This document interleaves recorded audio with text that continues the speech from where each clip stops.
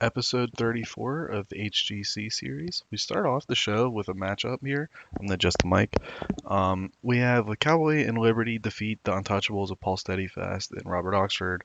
Liberty getting a win here. I would have like Cowboy kind of about to get the win, but Liberty tags himself in. It kind of shows like a little bit of selfishness for Liberty.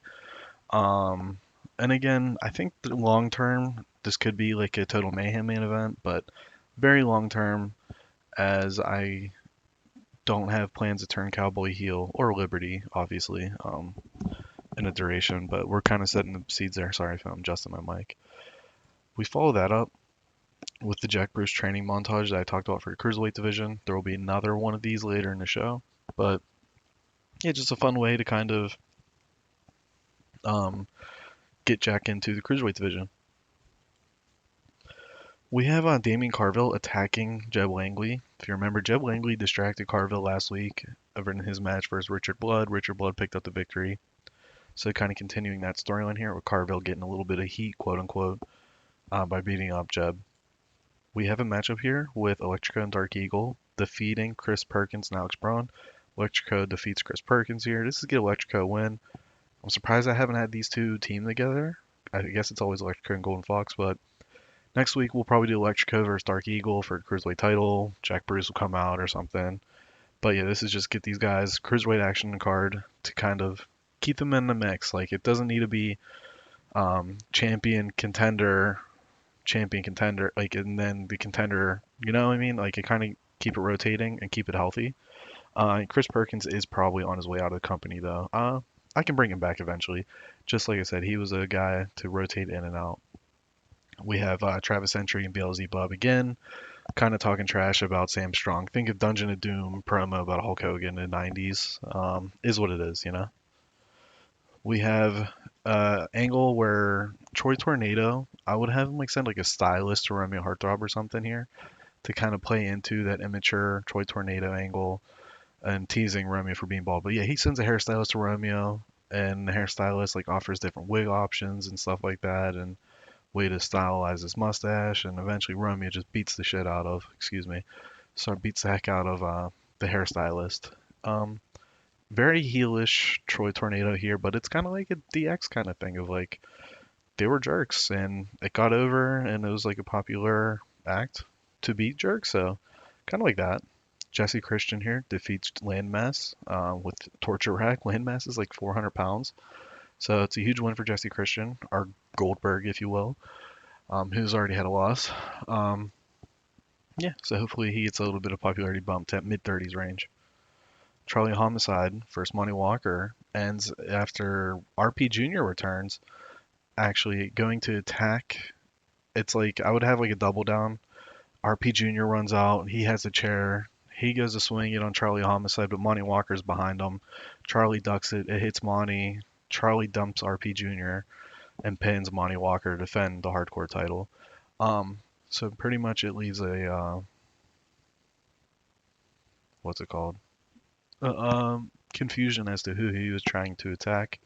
Post match, I would have the Vessies come out, pull RP Jr. away from any further fighting, as like Charlie Homicide has a bat or a weapon to kind of pull him out of it, so to speak.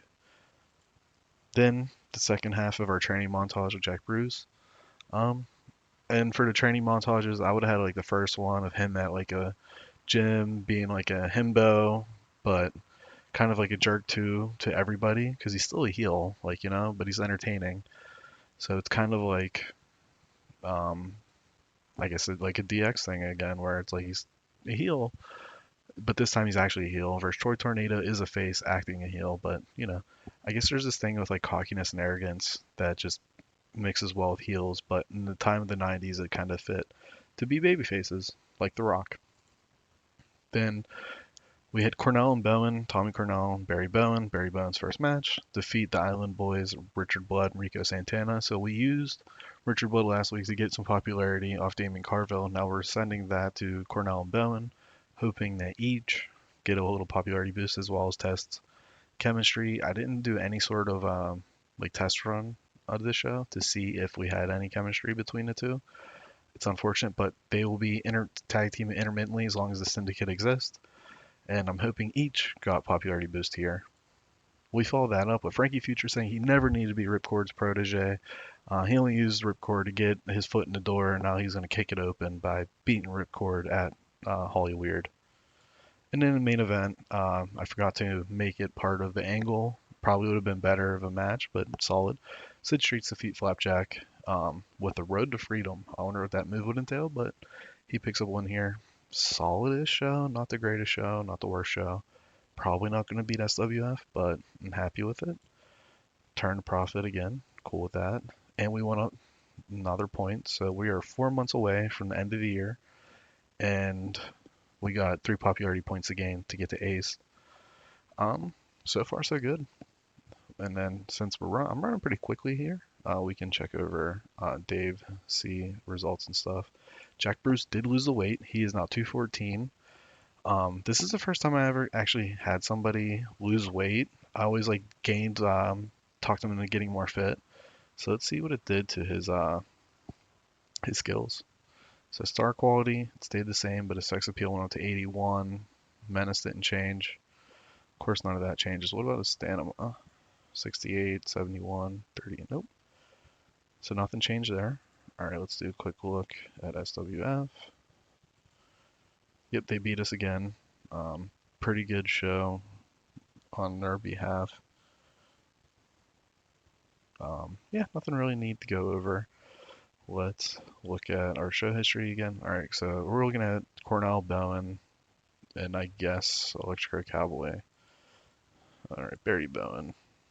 Barry Bowen was the one who picked up the pinfall victory at the match, so he gets +5, and Tommy gets +5. Okay, so there's a thing in the game if they're a tag team and as a unit they will share the popularity gains, but if they're as individuals, think like a outside and what I don't know if outsiders like a Sting and Lex Luger, they would be individuals. So whoever got the pinfall would get the bonus versus if they're a unit. I don't like that necessarily. I think you got to gamify it a little bit and just keep them all as units, I guess, at that point. So we'll probably do that. Electrico, he went up 1 popularity, but he didn't. Well, he pinned a guy who wasn't more popular than him, really. And then we'll check Jesse and Cowboy. Okay, Cowboy went up 1. Jesse went up 3. That's good. Yeah. All right, so let's check out Dave. And then we're 3 episodes till the pay-per-view. All right, let's see here. Who is JD Morgan, Major Star? Okay, let's check out JD Morgan up to 46 popularity. Started at 46, so he hasn't really gotten much of a push. See if there's anyone they're pushing. I'm gonna go over this one pretty quickly.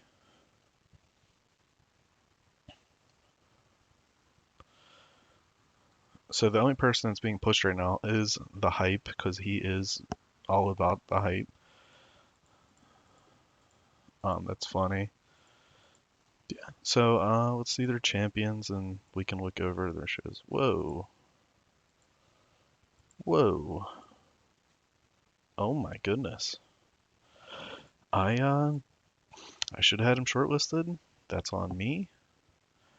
Um did not know this was happening because I probably would have signed him. But nonetheless, he is with Dave or he's with SWF till June of 2001. Dave has gained finance. They went up $16,000 since starting. But yeah, they are getting rated by um, what's it called? By SWF pretty much. I mean, since the show or since the what's his name? Freddie Detson is leaving. Johnny Martin's leaving, and Vengeance quit. So like, their 3 big up and comers are gone. Very interested to see, and I guess Elijah Black left as well. So that's like 4 people that are up and comers got signed away. So I'll be curious to see how Nemesis and Phil Vibert sign people. And I signed Monty Walker away. I signed Grunt and Stink away. So they probably will be signing people. Um, that I did not know that was coming. Let's see if SWF signed anyone else. No? Oh, see, I this happened long ago. I had no idea. That is massive. So when I talked about like potential people to come in, is like I said, eventually I'm going to do a little bit of a crossover with Dave. Um, Johnny Martin would have been one of those guys I bring in part of it, kind of like, but don't keep him, and then eventually you keep him. But yeah, nonetheless, that's mind blowing. Genuine reaction there. I had no idea that was coming. But yeah, we're three away from popularity. Money, it's fine. We got it like that over here, and in game. And I'll talk to you guys next time.